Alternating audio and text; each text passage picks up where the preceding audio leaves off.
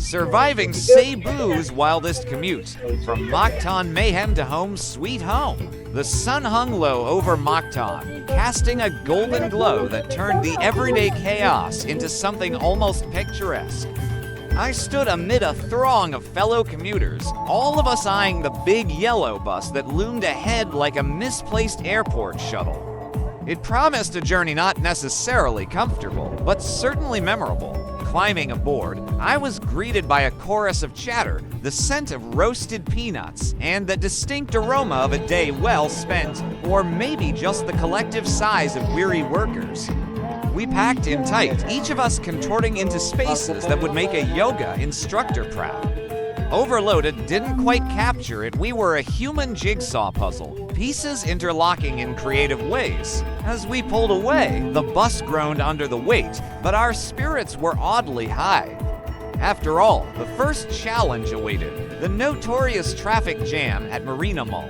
The road ahead looked less like a street and more like a parking lot for impatient metal beasts. Minutes turned into eons as we edged forward by the length of a jeepney antenna. Outside, vendors seized the opportunity, weaving between stalled vehicles to hawk everything from bottled water to inflatable unicorns.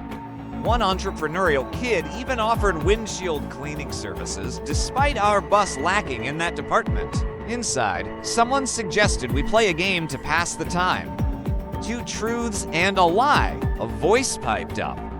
Truth is we're stuck, lie is we'll move soon, and the other truth is we're all hungry. Another quipped, earning a ripple of laughter. An impromptu karaoke session broke out when a guitar materialized from who knows where. We belted out classics, our voices melding into a surprisingly harmonious ensemble considering half of us were off-key. The driver chimed in over the intercom, offering his rendition of Bakit Ngayon Kalang, which was met with enthusiastic applause and a few playful groans. Finally, a symphony of horns signaled the loosening grip of the traffic jam.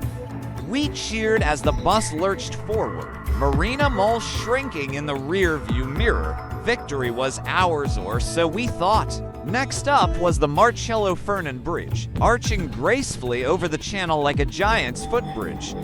The sunset here was legendary, and today was no exception.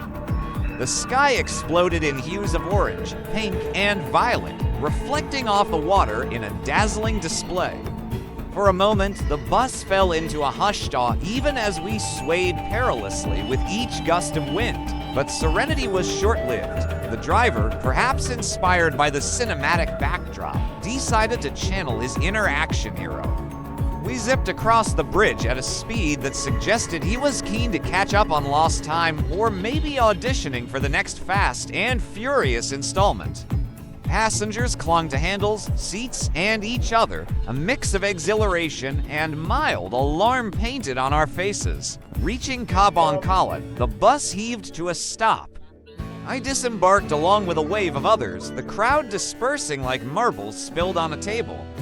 The big yellow bus roared off into the distance, but my journey wasn't over yet. Awaiting me was the infamous minibus for the final few kilometers home. It looked deceptively small, yet people continued to pile in.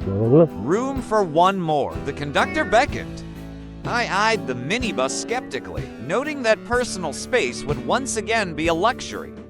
Squeezing in, I stood sandwiched between a man cradling a basket of eggs and a student whose backpack was large enough to warrant its own seat. The minibus took off with a jolt, weaving through back streets with the agility of a cat and the restraint of a caffeinated squirrel. The driver narrated his maneuvers like a tour guide. And to our left, you'll see the corner where I once got a flat tire, he announced.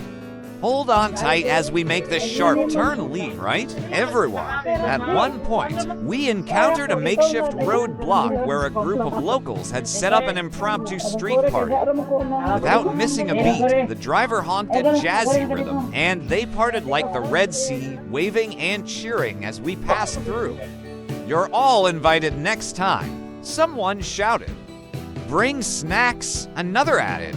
As we approached my stop, the minibus slowed down ever so slightly, "This is you," the conductor signaled. I prepared to execute a dismount that combined elements of a leap of faith and a controlled fall. Miraculously, I landed upright, waving goodbye as the minibus sped off into the night, taillights flickering like glitchy fireflies. The final stretch home was blessedly quiet. The air was cool, carrying the distant sounds of laughter and the sizzle of street food vendors starting their evening trade. I glanced back toward the bridge, its lights twinkling against the darkening sky. It struck me how the journey, though fraught with delays and overcrowding, was also filled with unexpected moments of joy and connection. Sure, getting stuck in traffic wasn't ideal, and the sardine-can conditions weren't exactly comfortable, but when else would I get front row seats to a bus-wide karaoke show or participate in a spontaneous community experience? These little adventures turned the mundane into the memorable. Maybe tomorrow I'll bring some snacks to share or suggest a collective storytelling session while we wait at Marina Mall. After all, if we're co-authors in this daily commuter comedy, we might as well make it a bestseller. If this gave you a good laugh, make sure to like, share, and subscribe for more crazy adventures. Drop a comment about your own wild commute stories below.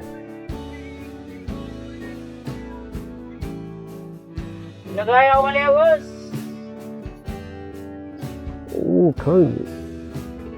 Salamat. Oops.